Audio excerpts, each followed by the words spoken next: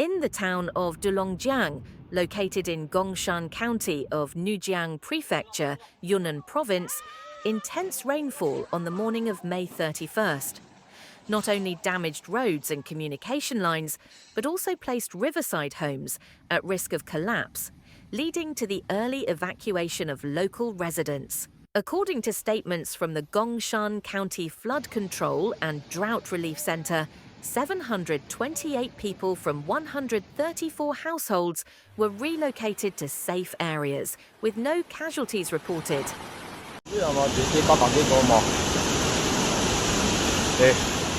During this heavy rainfall event, a total of 139.5 millimeters of rain was recorded at the Bailai Hydrological Station in Longyuan village between 8 a.m. on May 30th and 12 p.m. on May 31st.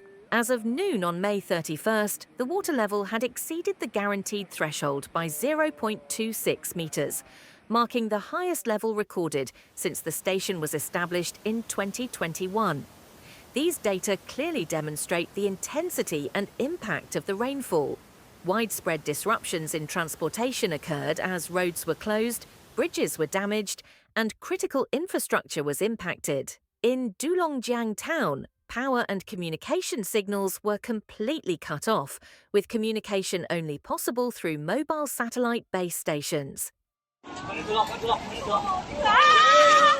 Flooding from the river in villages like Dizhengdang and Longyuan made life even more challenging for local residents by blocking roads. The risk of collapse for structures along the riverbanks increased significantly, and on the morning of May 31st, a building in Dulongjiang Town collapsed completely. However, due to early evacuation decisions and the prompt response of local officials, no injuries or fatalities were reported. The Yunnan provincial government issued a Level 1 warning for geological and meteorological risks in Nujiang Prefecture, and local authorities have begun closely monitoring the evolving situation. In the aftermath of the disaster, research and risk mitigation efforts were swiftly launched in Gongshan County, along with new meteorological warnings. Rescue teams worked to move residents to safer areas while prioritizing assessments of dangerous zones. The challenges faced by rescue and aid teams were compounded by road closures and damage to power and communication infrastructure in Dulongjiang Town. Images shared on social media and information from local sources have laid bare the scale of the damage and the profound anxiety experienced by residents.